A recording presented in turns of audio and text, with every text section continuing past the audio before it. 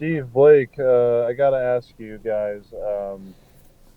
After switching up course a little bit, after the 87-minute Bears press conference we listened to today, what are your takeaways? Because I just can't help as a Bears fan feeling like two deflated tires on a rusty bike in my grandparents' garage. I just want to exhale every single word that they say was either a cliche or a nothing answer. This When you they want to know? should have no reason but to give every little bit of information to the fans. We deserve that. We've had to watch two strive for greatness, more like strive for 8-8ness, okay? 8-8 2 years in a row is unacceptable. Mm-hmm. Dude, honestly, it's insulting as a Bears fan because this is every single answer that I heard. Oh, you know what? We're holding people accountable. Yeah, and we're collaborating, and I like the people that we collaborate with. What the fuck is that? I'm not getting anything from that. Like, What's the you, formula you for did not tell me. collaboration turning into Stop wins? running I want to around. know Like, that formula.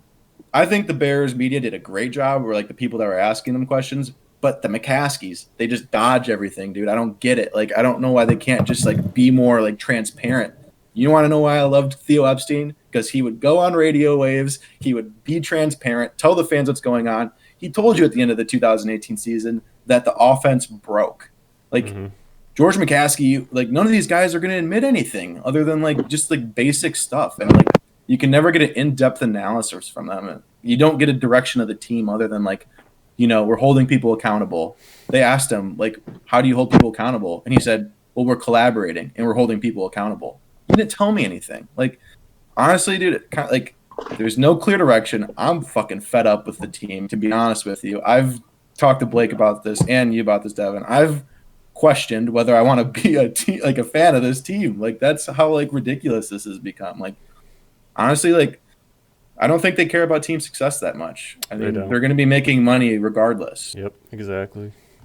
100%. What what has Ryan Pace done to make you think that he knows what he's looking at when it comes to an offensive player? No matter what position you want to say, tight end, wide receiver, everyone remembers Kevin White, quarterback, offensive line. You could look anywhere. He has not proven that he knows what he is looking at. Now, the defensive side of the ball is a different story. He's found a lot of hidden gems, I would say. Not a lot of them have been first round picks, Roquan being the one exception. Um, we see now that who's the linebacker that's doing well in LA right now? Lloyd. Leonard Floyd, Floyd, thank Floyd. you. Leonard Floyd is having a great. He had two 10, sacks in 10 that game sacks. against Seattle. He had 10 sacks He this really season. could have been using that. We let him go and then signed the ever so mentioned Robert Quinn to a huge contract because we thought we were going to get more quarterback pressures out of Here, that deal. Turns out that was not even near the case. Devin, let me ask you this question. Do you think Leonard Floyd has 10 sacks on the Bears this season? That's a tough question to answer. I mean, for the most part, we brought the same defense back. I think, if anything, actually, Because I don't think he does. I think the It's 10 defense sacks on actually any other got team, to better. be honest with you. I think we got better from a year ago. I think adding Tayshaun Gibson in replace of HaHa Clinton Dix was a significant upgrade in our safety. And then you look at the performance of Kyle Fuller. Jalen Johnson didn't have an interception all year, but his coverage was decent. Buster Screen, I'll never understand how they tried to paint that as an upgrade over Bryce Callahan. Bryce Callahan was a much better nickel safety or nickel cornerback. I'm sorry. Um, Brent Urban has been a great find. Bilal Nichols, great find. Right now, Houston Carson is a free agent. Gibson is a free agent, and who else is a free agent? Wims is a free agent, but nobody cares about that. Allen Robinson. Robinson's not staying unless we franchise tag him. Mitch Dude, just played his last game in the Bears uniform. I wouldn't want Allen Robinson to stay because he's going to be dealing with the shit quarterback again. This Yeah. dude is one of the top 10 receivers in the NFL. He's so underrated. He doesn't like, dude. I want to see Allen Robinson with a good quarterback. As a like, Bears fan, I think he deserves Allen it. Robinson deserves better than the Bears. he needs to be making 100%. I think he deserves that. Like I think one good spot for him would be Indianapolis, depending on who the quarterback is. They have cap space. Put him in a good offense and a good team. I want to see the numbers that he puts up because he'll be a top 10 receiver if he is. I want to see him play with a top 15 quarterback in this league. I don't think Philip Rivers is a top 15 quarterback in this league anymore, which kind of brings me to my next point. Knowing that Mitchell Trubisky will not be the quarterback for the Bears next year, who will be? Foles. Well, right, yeah, right now Nick Foles is the only quarterback under contract. I mean, and If Nick obviously Foles is our this starting is quarterback next year, I'm going to riot. and this guess what? This is where I'm mad about the McCaskies because they're trusting if the Bears are 100% drafting a quarterback this draft. So what the McCaskies are pretty much saying is we trust Ryan Pace to pick another quarterback. This is his fifth quarterback, and he hasn't had success. He signed Mike Glennon to $18.5 million a year. He played 4 games for you. You drafted Trubisky over Mahomes and Watson, and you traded up to do it. Mm-hmm. That's just not acceptable. And then you just traded for Nick Foles, and he was a blunder. Like, why does he get another opportunity? And the McCaskies just keep on saying that because they like the culture. They're glad that they came back from a 6-game losing streak and finished the season strong against the worst teams in the league. But everything's all fine and la-di-da there, and it's so predictable, and it sucks. When they're not the Jacksonville Jaguars organization, who else do we beat? Who else is the bottom feeder of the NFL? Texans, The Houston Lions. Texans You, and the you Detroit choked the game Lions. against the Lions. Like, the Lions are bad. Pretty bad. Yeah, my friend Vinny would like to add something to our conversation. Vinny, go ahead. So a couple things. I want to digress back to a couple things that Devin said. He said that Ryan Pace's ability to identify pieces on the offense and find what he wants. I have one point against that is Darnell Mooney. Darnell Mooney was great this season. He set franchise records for catches and yards as a rookie receiver, and he was a 5th-round draft pick. That's a good pick right there. That's good value out of a 5th-rounder. So that is one good thing that Pace has done as GM for looking at offensive pieces is Darnell Mooney. That is good. Leonard Floyd. It sucks. It sucks that Leonard Floyd left. 100%. It's terrible. Do you think that Floyd has a better year on the Bears than Robert Quinn had this year? Because I can't help but think. Not by how much. many- can someone think check me on by that? How a many little sacks bit. did Robert Okay. Quinn have this year? I say Two, no. maybe. Who?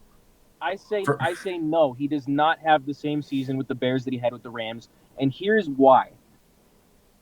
Think about Aaron Donald and Khalil Mack. They are both elite defensemen on the line. They both kind of do what Leonard Floyd does, but Khalil Mack does it differently. Khalil Mack is a brick house. He is raw power. He is going to just run over you and do what he wants because he's a brick house. Aaron Donald's not that big. He has to be technical. And because he has to be technical, he can teach those things to a smaller guy like Leonard Floyd. That's just a theory, but they're teammates on the same unit. I see no reason why Leonard Floyd didn't learn more from Aaron Donald than he could from Khalil Mack for those reasons. Guys, I have another thing to add. Go ahead, Steve. So the Rams' current defensive coordinator, this is just another layer to peel back. Brandon Staley, he worked for the Bears under Vic Fangio. Once Vic Fangio left, he took Brandon Staley with him for a season, and we hired Chuck Pagano. Right now, Brandon Staley has one of the top. I think LA is a top 5 defense right now. I think they're like number 1. Brandon Staley is their defensive coordinator. We had this guy. He's one of the best young. He's getting head coaching opportunity. Like, he's getting interviewed for head coaching gigs. He was on our defense, and we let him go for nothing. He could have been our next defensive coordinator, but we had to hire Chuck Pagano. Yeah, and another thing to piggyback off that, Steve, is just worth mentioning the Colts GM. Where did he come from? Chris Ballard, good Chicago. Young Colts GM that's got that franchise headed in a really good direction right now. Yeah, Ballard came from the Bears front office, and we hired Pace to be our GM, who used to be the line painter at the Saints. So, yeah. No, definitely. I mean, Ballard. Look what Ballard's done. I mean, he's built a pretty good roster, a bunch of young talent. He accumulated draft picks. One thing that I like that he did is he understood that they were going to need a rebuild, and he trades back in the first round. He accumulates draft capital. Ryan Pace doesn't understand that. Every single Gives time he gets a away chance draft to, capital. he burns it. Like I heard him talk in the press conference. He's like, we have plenty ammunition in the draft. That means he's going to trade up. Like if I'm the Bears, I'm trading down in the first round. I'm accumulating draft picks because you need more draft picks to supplement your roster to be successful. Like he's traded up like every single round except for like 2018. Well, I mean, he traded up in the second round to take Anthony Miller. We've seen how that's worked out. So this is a question for both Blake and Steven. The pick is 20. Do you trade up for one of the 6 quarterbacks listed in this year's draft class, or do you trade back and go offensive lineman, wide receiver, etc.? What do you do? Blake, do you want to take that one? What did he say? All right, I'll start. Well, I mean, I think Trask and Jones possibly fall to round 2. I think Wilson, Lawrence, Lance, and Fields are all top or first day picks, first round picks. I think you might be able to get a chance to get Mac Jones in round 2. So if I'm the Bears, I'm trading down. I'm trying to get another offensive lineman later in the draft, but I'm also going to accumulate draft picks. That's what I would do. And I tend to agree with that. I just the Bears tackle situation is kind of a mess right now. We need some professional tackles in there, whether it be a free agent or through the first round. And I would love to see. I don't know how we're going to undress some of these guys that are leaving for free agency. A lot of our special teams guys and guys like Mingo that chewed up minutes on our D. These guys have expiring contracts. So we'll see what happens there. We still have to maintain somewhat of defense, because we have to assume that the offense is going to be somewhat a work in progress for next year. I mean, there's no other way you can say it. We're going to have a new quarterback. We're going to have there's going to be new weapons. Maybe we'll have Robinson back. Maybe he'll leave. He's gone. Yeah, I think there's a good chance he's gone. We need to build the line. Our offensive line needs to be a unit. Look at the Browns. The Browns don't need stellar quarterback play to have a great offense. They have a good running back and a great offensive line. Give me 2 offensive linemen in the first and second round. I definitely agree with that 100%. 100%. Like, Brad, what's your take on that? What would you do? Line? Well, what would you do in the first round? Are you trading up for a QB? Or are you trading down? Are you staying pat? Like, what would you do? I want to piggyback off, at least go back a little bit off of what Vinny and Devin kind of asked before about what Ryan Pace has done for the offense.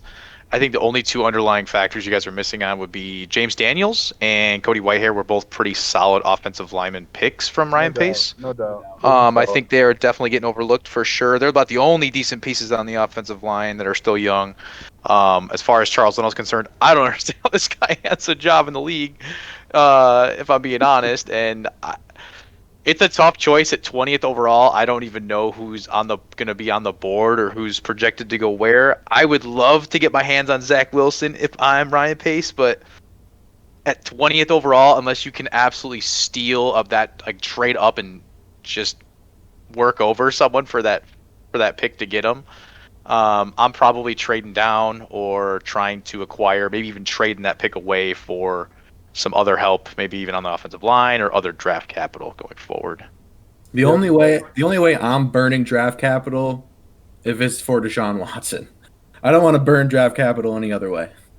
I do not think that Deshaun Watson is going to be leaving Houston. I think he stays in Houston. I agree, but that's the only way I would want to burn. Like, if I have to trade from 20 to 5, I don't want to do it because the price is too much. And I think Zach Wilson has the opportunity to go that high in the draft. Right now, they got the Bears projected to pick up Vera Tucker from USC offensive lineman, 20th pick.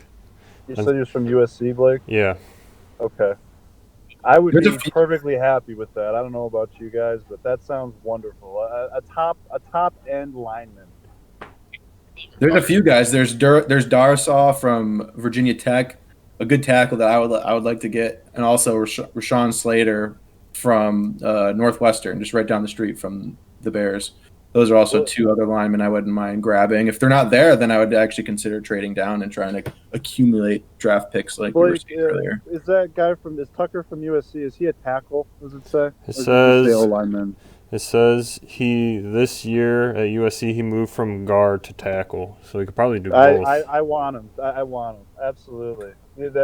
Give me a tackle, God, please. I need tackle like flies from shit, dude. Ugh. We need. We got. Let's see. We got 3 guys on the line that are good. I like Mustafa, and like Brett said, Whitehair and Daniels are definitely pieces to build from. I love what I saw from Mustafa, though. I think Mustafa can play.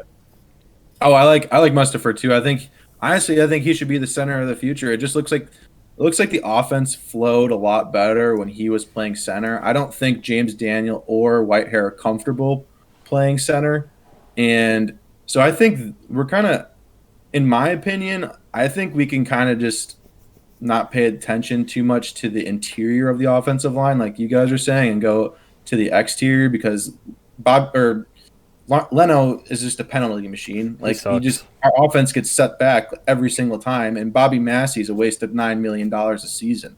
I don't know why he's getting paid that much money. I want both of those two cut, and I want them replaced by draft picks. I couldn't agree with you more. I think Mustafa excels at organizing the line. That's a big thing that the center does. Is they're the first one to call out a blitz or call out a defense based on the formation. I mean, if you guys ever listen to Olin Kreutz on 670 The Score here, local in Chicago, he breaks down the offensive line to a T. I Hmm. love listening to him talk about it in the way he describes how he sees Mustafa very active, talking to guys on the offensive line, picking up assignments and then delivering on those. Makes me think that, yes, Mustafa is our center, and let's build around that. Whitehair was okay at center, better than Daniels, even though Daniels was drafted to be a center. Whitehair and Daniels are your left and right guards. Now find me 2 tackles. Leno and Massey are not the answer. We would rather save money from cutting those guys than watch more guys go around the edge. Just we can't afford it. Yeah, and noticed what happened when we actually had that in place. David Montgomery could run the football. We Oh, it's haven't seen anything amazing. from David David Montgomery's Montgomery. all of a sudden got room to run. It's crazy what Yeah, happened. dude. And he fights every single play. I never see that dude step out of bounds. He's always running into contact. That's what you want to see out of your running back. And he's finally getting the opportunity to get some holes from the offensive line and actually deliver. It's First been actually contact, really he does awesome to not go see. down. Everything else we've said, I do think Dave Montgomery is a little underrated as far as how football player he actually is. So it'll be exciting if he can get some actual blocking in front of him because I think he can actually be somewhat of a star here in the league. Uh, Montgomery for the last 5-6 weeks of the season was one of the better running backs in the league. I think Yep. he I think he was was the top best at one two. I point. think he was top two. That's I think, that's that's amazing. That yeah. gives me a lot of hope that he is a guy that we can have around. That, Montgomery give, was not the problem in our offense. That's for that sure. gives me hope, but we also have to remember it was against some of the worst defenses, especially against the run. Well, at least we know he's capable of it, right, Steven? I mean, shit, Yeah, we're setting Definitely. the No, bar pretty low. I We're was just talking about playing trading devil's him offense. advocate for a second, just kind of putting that in there. But I've definitely liked what I saw from Montgomery for sure. So we've got, thanks to Blake, we got eyes on a UFC tackle. Um, we'll see if we can find more picks that make sense for the Bears. But I really want to hold out hope that they're going to build through the offensive line because, like so many great football minds like to say, including I'm sure you, Blake and Steven alike, you build through the line in football, defensive line and offensive line. It starts from there and you work your way out. Quarterback is the one exception. If you have a chance to get your hands on a guy like Deshaun Watson, you better be ready to pay up and you better be willing because those guys do not come available very often. But like I said, if I had money on it, I would say that Watson is staying put there. They just hired a new GM out of the New England system. He's going to give Beanie am I saying that right? He's going to give him every opportunity to be coached so they don't piss off Watson. I've heard that he's not being considered anymore. Wow. Like I said, we'll see where that leads. I would be shocked if Watson left Houston, though. They're not. I don't think they're going to trade him either. Yeah. I definitely agree. Like the GM just got there, and like the one thing you want to do when you get to a team is get a franchise QB, and if you already have that, you're not going to trade that away just to find it again. You know. No, you'll get down on the knees and suck his balls before you let him go to any other team. Well, here's the thing: it wasn't his fault that he got hired. Right. Like it's the owner. Like this guy is kind of getting thrown into a shitty situation where he's like my quarterback hates me. It wasn't the hire that he wanted. I think he definitely needs